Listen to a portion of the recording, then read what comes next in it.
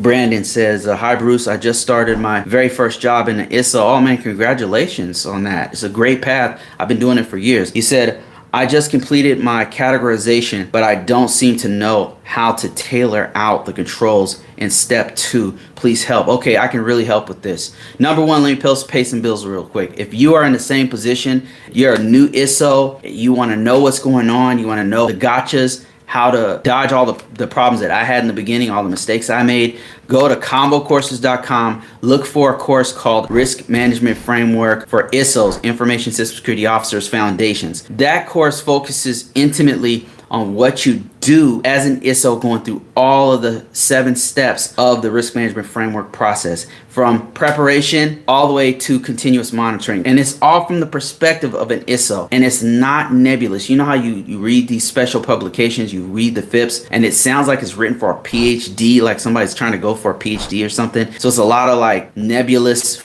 philosophies about security. I don't speak like that. I tell you in plain English what to do, how this works in layman's terms from the perspective of an information system security officer. Go ahead and check it out. It's on ConvoCourses.com. Look for the ISO Foundations course. I go deep into it, including downloadables and things. Okay, so let me answer this question. You said, how do you tailor the controls in step 2? So if you guys don't know what Brandon is talking about, he's talking about the risk management framework for the NIST 800. So it breaks it down into 7 different steps. The first 2 steps, the first step is preparation. Some people say it's step 0 because you're just getting ready. You're getting the organization ready, contacting people you need to contact for the whole process, because it's very expensive, it's very time consuming, and it involves everyone in the organization who's involved with that particular system. Okay, that's number 1. Step 0 is preparation. Step 2 is categorization. What does that mean? That means security categorization. What level of impact does my information on my system have to the rest of the organization? That's the focus. In other words, if this system went down, would it hurt our organization? Would people lose their life? Would the organization lose millions of dollars? Would the country lose credibility? What is the impact of the system? Think of it like this. If you had a web server that's just serving out public information, of course you need to protect it, right? Because somebody could hack it, change information on it. But if it went down, is it gonna really hurt anybody? Is it gonna? No, it'll be embarrassing. But what do? You're just gonna reboot the system, put another system out there, you're good to go.